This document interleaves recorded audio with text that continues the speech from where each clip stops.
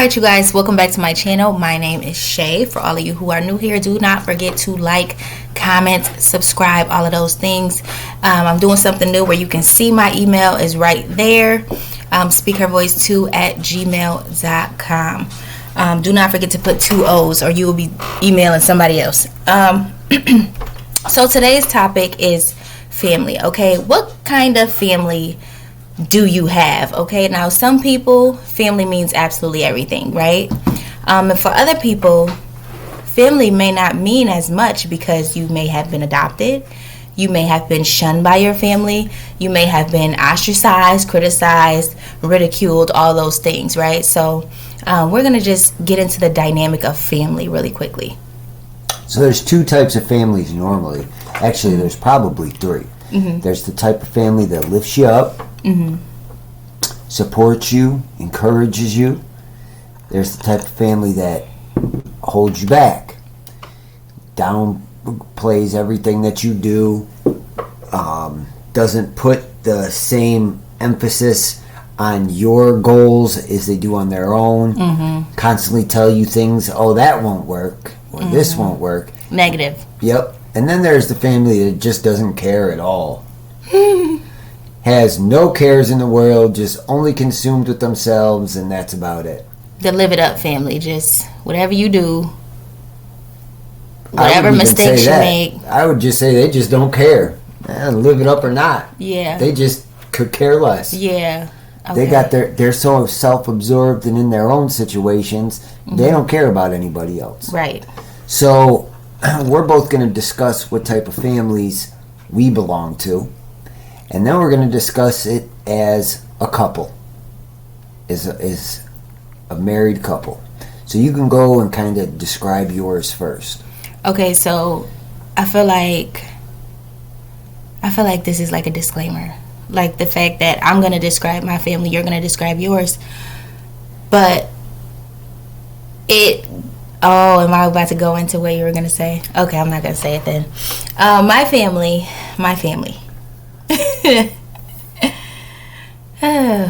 Where do I start? These wonderful, beautiful, amazing people. Because I'm going to speak life. Okay? I'm going to choose to speak life. However. No, you just need to be. I'm going to be honest. I am.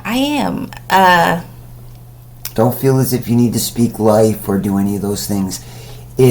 No, that was honestly like a joke, okay. And you're killing my vibe right now. I'm sorry. So, my fault. That was me prep talking because I get negative emotions when I think about.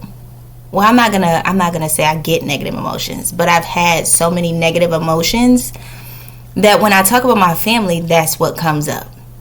You get what I'm saying? Now, don't get me wrong. I love my family. Listen, people from the outside looking in could probably say you love them way more than you should. However, that's my family. Okay? And many of you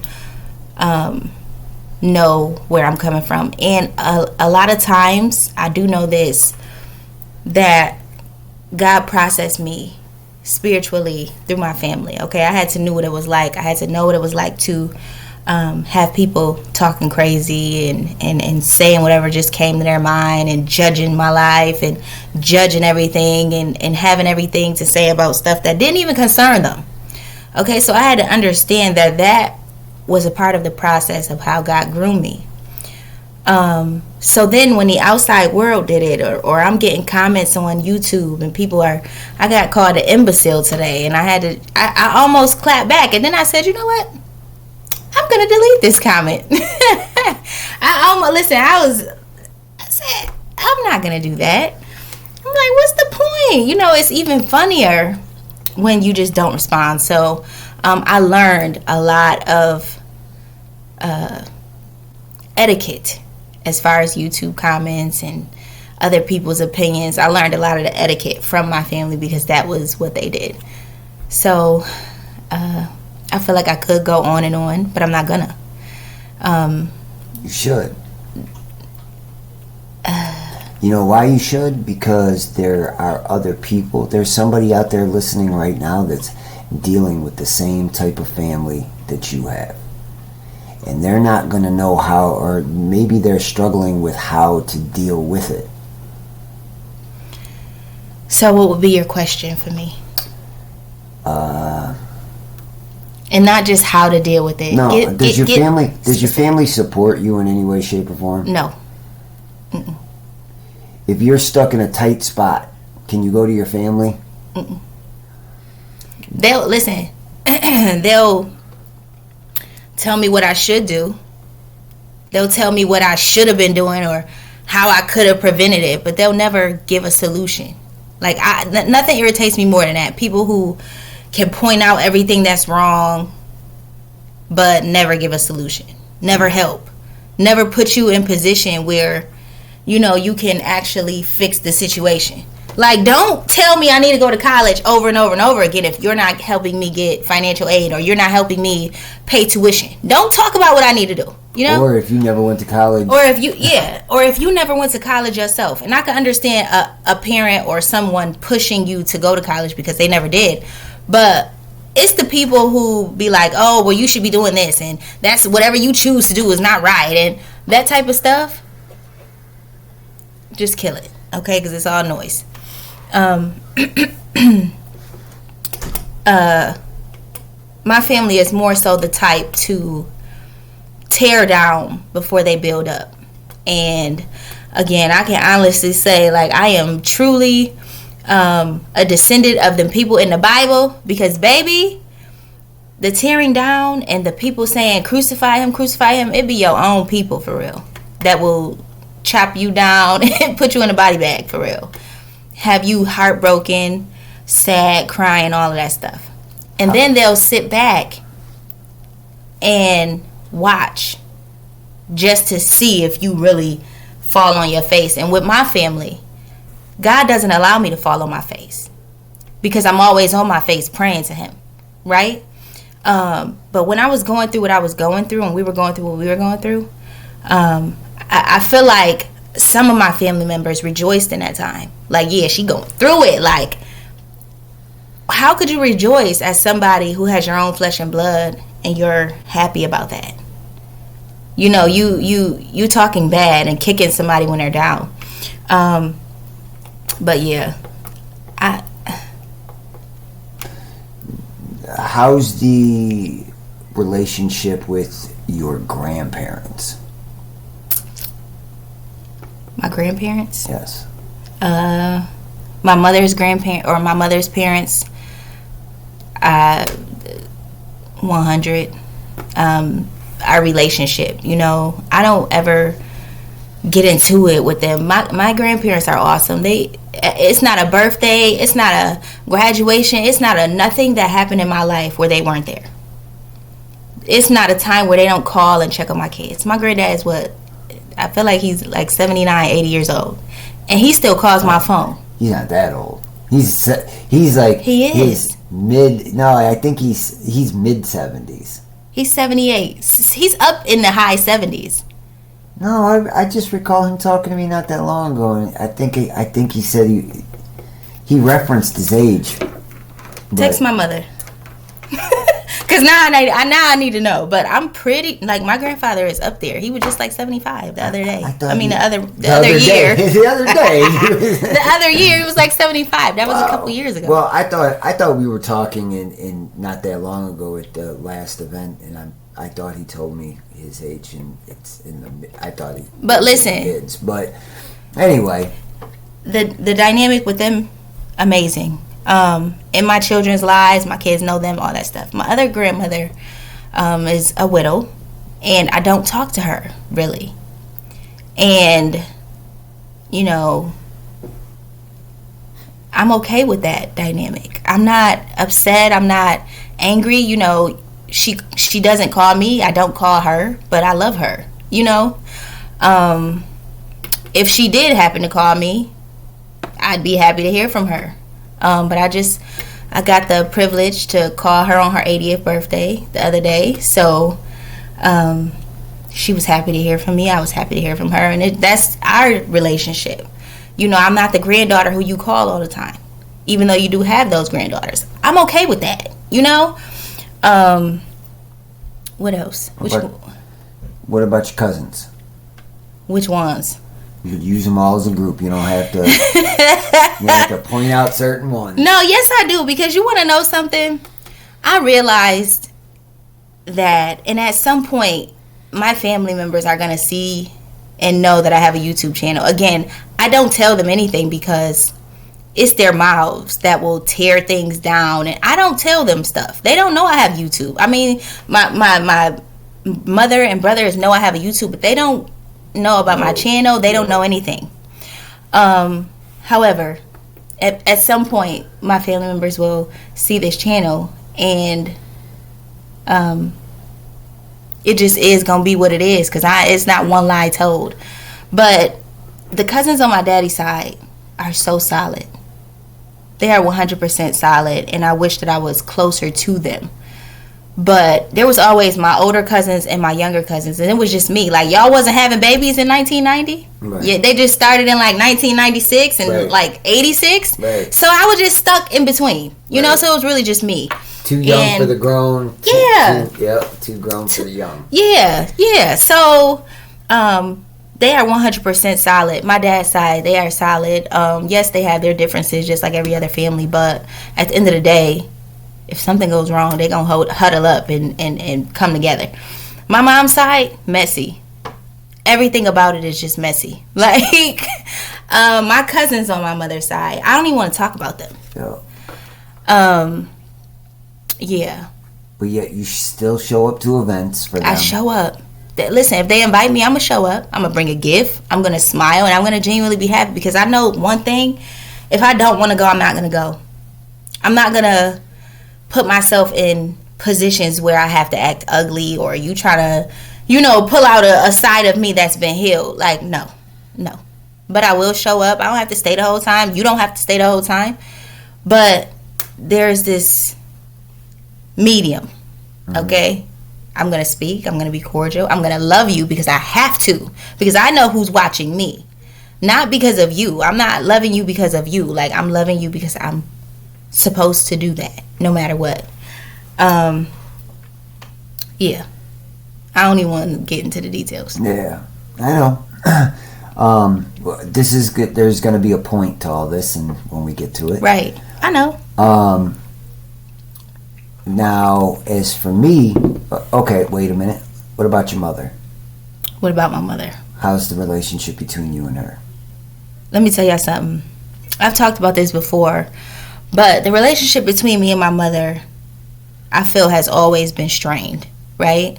When I was younger, when I was early in my marriage, but just about recently, me and my mother have grown closer. And that's all I'm going to say. Okay. A lot of my wife and my mother-in-law's problems, they are very similar people, and they get on each other's nerves and as long as they're separated for a decent length of time and then get together, they're great. But if they're around each other every day, and there's people out there right now that are shaking their heads, yep, that's me and my mom. Yeah. As long as you guys are apart and you talk every once in a while, you're great. Right. But if you're together every day, then that's where the issues start showing themselves. It's a no. Mm-hmm. Now, we'll talk about my family. Cousins, I don't really talk to. It's not that I don't. We've all grown up and separated. As we were growing up, we all played with each other and stuff. Although I wasn't really allowed to play with them because I was the oldest. So, you would hurt them. Yeah. Right. So, and I was being groomed for something. I was being raised for something. Say the something. And you were being raised to be a man. I was being raised to be a man, and there wasn't very much time for me to be playing a child with them. Mm-hmm. Like when there were family events going on, I was pulled with the adults, the adult men. I heard the adult talk. I heard my grandfather would pull me aside and I'd be on a roof with him somewhere wondering why it is Thanksgiving. Why are we up here, sir? Like, why are we doing this? And this isn't even our home. Why are we on my uncle's roof? Like, yeah. I have no clue why we're here right now. Right. And why are you here, first of all? I was being groomed for something, and they weren't going to allow me to deviate off that path. So a lot of the things that I know today of what I want to do to my son are different because of them. Mm-hmm. Sometimes I'm a little easier on him because I had it so hard. Mm-hmm. Sometimes I kick that same thing in, the same lessons into him that I got. So I learned how to, balance the two.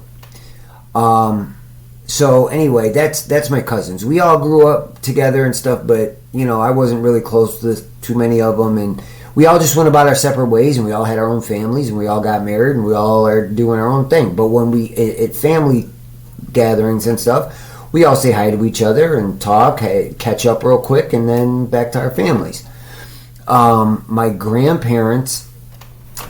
was probably the best man I've ever encountered in my life. Hands down. Bar none. He was a warrior. He was my grandmother's everything. He was tough. Like, he had very little flaws to him where that you could really pick apart.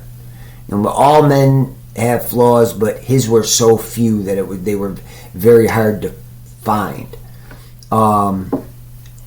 He is by far the definition. If the word man was in a dictionary, his face would be next to it. My grandma to this day still scares me. My grandma to this day can still, and I have the sweetest grandma on the planet. Like, she's adorable little old lady, but she scares the living daylights out of me. So I respect her. I never have a bad word to say about my grandma. No, nothing ever. And have you ever heard me speak a ill will about my grandma? Mm-mm. No. My dad has passed away. My father had his idea of what a man was and molded me to that idea, mm-hmm. right or wrong. Mm-hmm. And there's a lot of wrong things I learned from him, and there's a lot of right things I learned from him. There's a lot of things I would never do to my son that was done to me. There's a lot of things that I do to this day because of it. So I took out some of the bad stuff and threw it in the garbage with my wife's help, and I give the other part to my son. My mom, God bless my mom's soul, I am at times my mother's husband. I am at times my mother's son. I am at times my mother's everything. But all of us as a group lift each other up. We encourage each other. We never have negative things too much to say about each other outside of life.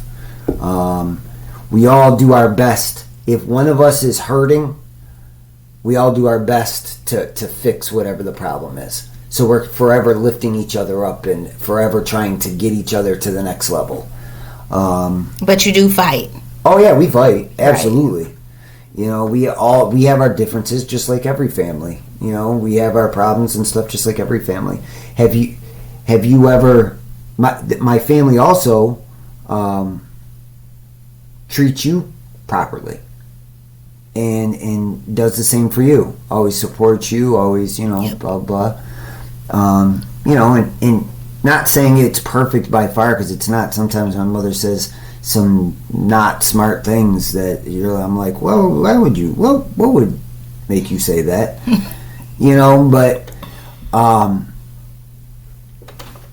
you have to learn that so pick your family out of the 2-3 that we're discussing, and know that no matter what, if your family's the type to tear you down, you need to separate yourself from them. You have to, for your own personal mental space. Like, and it just, again, when God wants to separate you, He'll cause people to break your heart, make you cry, all of that stuff in order to get your attention.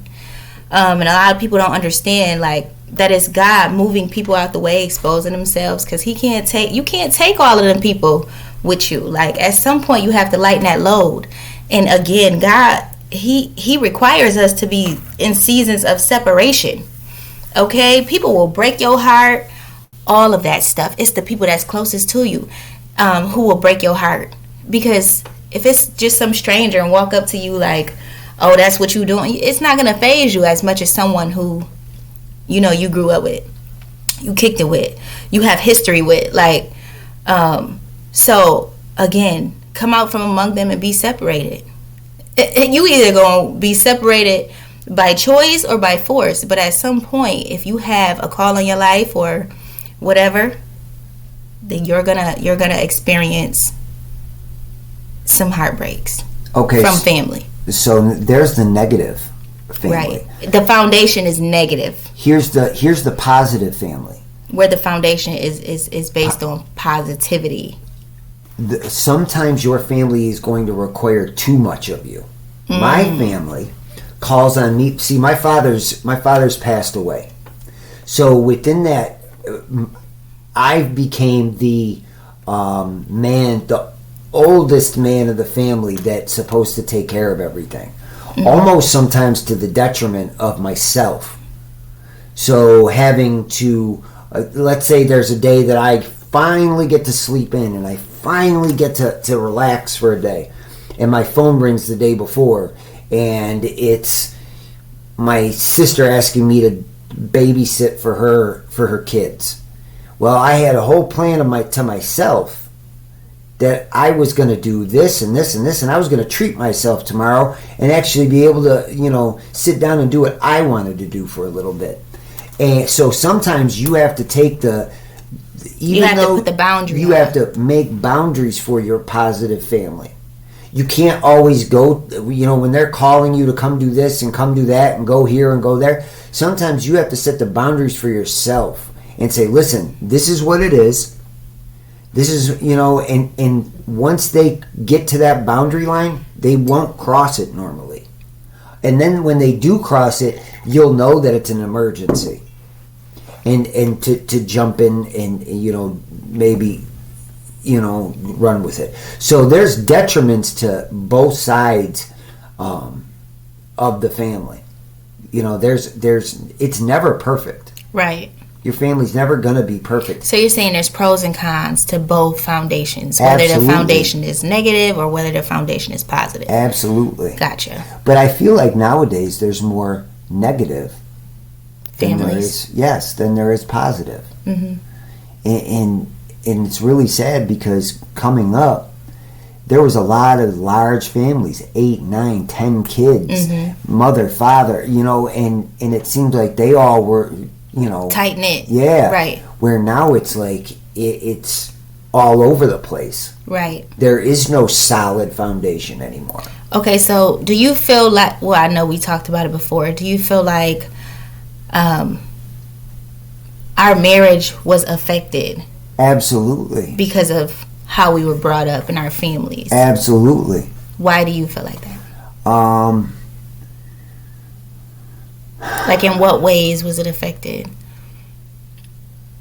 Well, I would look at your family and the things that they would do to you and say to you, and I'd be like, how are you allowing that? Don't you see what's going on here? Why are you allowing this? Don't you know what's happening? And once you're caught up in that pattern, right, it's normality. So when you're being abused, you don't understand. There is no emotional abuse. Yeah, is a real thing, and people don't take that serious. Emotional abuse, and you're a parent, and you just popping off at the mouth. Like, you cannot do that because you're held accountable. You can't just say whatever you want to your kids, and especially for a child that prays. Okay, I was a child that prayed because that was all I had. That was all I had. Like, I still every day fix emotional damage that's done to you. Right. That probably happened to you as a child. Right. And go. We were just talking about this. Why you always like hit these nerves where I feel like it's like therapeutic almost? Where we were talking about, I don't remember what I was going to say, and I'm glad that I didn't. So let's just move on. Oh, see, now she forgot. Convenient forgetting. I did forget. Do you think that I still have to fix things that have been done to you? Absolutely. Oh, that's what I was going to say. Like, we were talking about, like, even now, like, I struggle with unconditional love. And I'm just going to confess my fault because I'm human. But I've never known that. I've never known unconditional love. Like, yes, my mom, my dad loved me.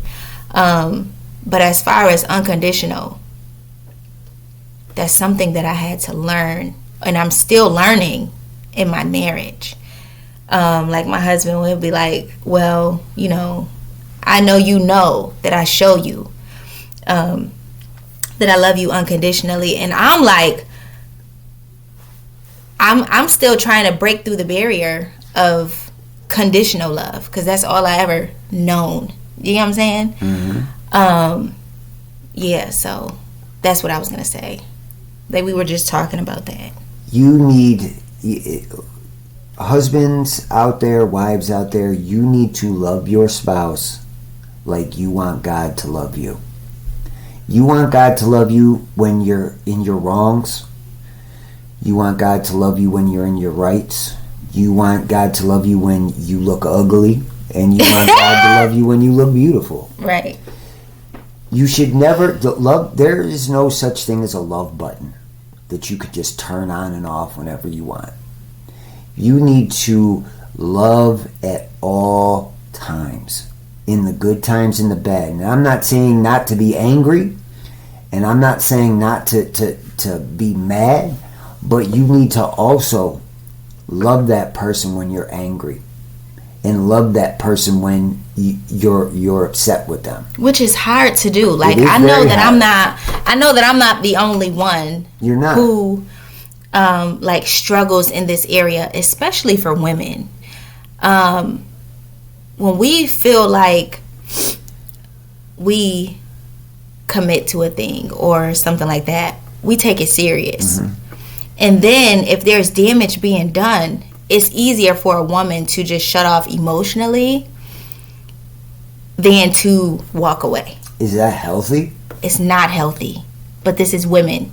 And this is a lot of, but you can't, it's trauma based. You can't use that as an excuse of, well, this is women. No, it's not an excuse. Like, it's reality. Like, no. A woman, listen.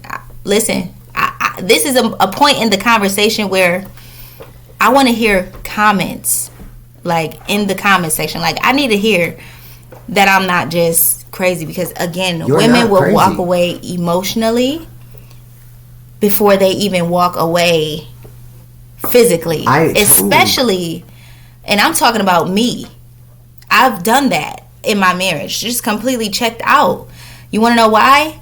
Because of the emotional damage from my youth. The emotional damage from my childhood. The emotional abuse. The, having to hear, family members saying certain things. Here, let me throw a. So I've learned to check out. Let me throw a statement out that your mother said to me once. She said to me, when we were freshly married, we might not have been married more than 90 days. My mother-in-law turned around and said to me, her and Shay were arguing, and she turned around and said to me, one day you're going to find out who you married. Yep. And it struck me. Mm-hmm. I didn't even know how to process it at the time, because that was so out there for me. Like, there was nothing I could do, nothing, that my mother would turn on me.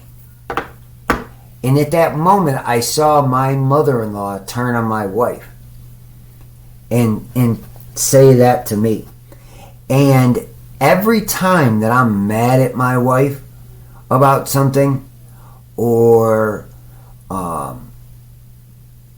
I get upset, I remember her saying that to me, and I always try to see where my wife is coming from. Like, that statement right there showed me everything I needed to know about your entire family. And it also showed me the areas that I needed to concentrate on to try to fix the issues. Because I married you not just for better, but for worse. At your worst, I'm supposed to love you. At your worst, I'm supposed to respect you. So how do I go about fixing the worst? You go about fixing it, and this isn't just for the men, this is for women too. You go about fixing it by, no matter what, making sure that that person, even when you're upset, knows they're mad at me, but I know they still love me. And continuing to do it over and over and over again. And being the example. Try to be the example. Be mad. Be angry. But also, that person, my wife she knows I could be furious with her. But she knows that she can pick up the phone and call me for some dumb random thing. Swedish fish. That I'll do. She knows it. She knows that she knows that he's mad right now, but, this isn't going to last forever. Right or wrong? Correct. So, always try to be the example. I think that's the biggest, out of all the videos that's ever been made on YouTube, I think the most important thing and the most important statement is whatever you're expecting out of everybody else around you, be the example of what you're expecting. Mm-hmm. If you're giving out garbage, you're going to get back garbage. Absolutely. If you're giving out love, you're going to get back out love. Mm-hmm. And I'm not saying allow a man or a woman to cheat on you and walk all over you and do all those things, because that's not love. And abuse you. None of those things are love at all. No man, you should never accept a man or woman putting their hands on you. Sleeping with other people. I can't even say sleeping with other men or women, because nowadays it's everybody's sleeping with everything. Everybody's sleeping with everything. Sleeping with pillows. It's crazy out here. But go ahead. Oh, I was going to say something. What do you think? So, again, we have both sides of our families. That couldn't be any more different. What do you feel is the foundation of the family under this roof? The foundation under this family, under this roof, is based on love. If you mess up in this house, we're still loving you. Absolutely. If you do something wrong here, you gonna get a spank, and then I'm gonna give you a hug. Yep. I ain't spanking nobody. He doesn't. It's me, the enforcer. See, but that's not. I barely even spanked them. Yeah, I know. But what I'm saying to you is that when you yell, they pay no attention to it. Yes, they do. No, they don't. You know, when you tell them something, it happened today. She told our daughter stayed home from school today because she was feeling under the weather. And my wife told her, turn your TV off and take a nap. I was out at work. I come home from work, and she goes, I think our daughter's sleeping. I came in, and I said hi to my wife, and I told her I missed her and I loved her, and I'm looking around for my other woman of the house to tell her that I missed her and loved her as well, and my wife informs me she's asleep. So I walk into the room, TV's on, volume's turned off, which I thought was a little bit odd, but whatever. And my daughter's laying there face down on her bed. And I see a little wiggling. I'm like, okay, little girl, I know you're faking right now. So cut the faking and come give me some love. And sure enough, she rolled right over, big old smile, eyes just bright as can be. Just unbelievable. I come out to my wife I go, well, she's not sleeping. She was faking. She goes, oh. Well, I told her to take turn her TV off and take a nap. I said, well, her TV ain't off. It's the volume's off. So, but when I yell, they take me as a joke, and I tell them to do things. He gets done. They start running to do it. It's true. Yep. It's true. And that's why kids need their dads, no matter what. But I was gonna say this. So with our family, in the dynamic, we build on love, right? I have to be very careful because I know my past. I know what I grew up with. I know the trauma. I know how easy it is for emotional abuse to sneak in and creep in. I'm very careful and very cautious what I say to my children. I'm very careful and I'm very cautious how I say things. And I've had to apologize sometimes. It's very rare, but I have. If they crying a little bit too hard, I'm right there correcting it. And just making sure that my children are emotionally stable, because a lot of people, adults, are not emotionally stable, and it's because of your youth, your past, the trauma. So that's my end. And then sometimes when you have families like my wife's, you need to love yourself. Don't expect it from that opposite side. Don't expect it from your family. Know that you love yourself and you believe in you and you support you and you say the encouraging words to yourself. And stop allowing people who showed you who they are, stop allowing those people back in your space. Because them people don't deserve your space. Right. They don't deserve your time. They don't deserve your energy. Right. And I kid you not. If y'all invite me to something, my family, I'm gonna go. But again, don't ask me nothing about what's going on in my life. I don't want to know what's going on in your life. I'm here to support you. I just want to, come give you your gift and move on. And that's just it. So this family dynamic video, I hope that this helps somebody. I hope this touched somebody. And just to let you know that you are in control of how your family, because now this is my family. This is my priority. My husband, my kids, this is my priority. It's not them other people. So yes, I love y'all. Thank you for all the laughs, the tears, all of that stuff. However, this is my priority and this is my focus. So I've taken all of that negative and I've turned it into a positive because my kids are thriving in that area. Negative. They don't know. They don't. And I'm very cautious who is around them saying what. You ain't going to just be saying anything to my kids, around my kids, none of that. I'm very, very protective. We're very protective, especially him. Very protective of, their emotional stability. So I love you guys. I'll talk to you guys soon. Again, there's my email. Do not forget to get your do not forget to email me if you want one of your bracelets, one of your scripture bracelets, Jeremiah 29:11. Okay, that's on my wrist right now. But I love you guys. Talk to you soon. God bless.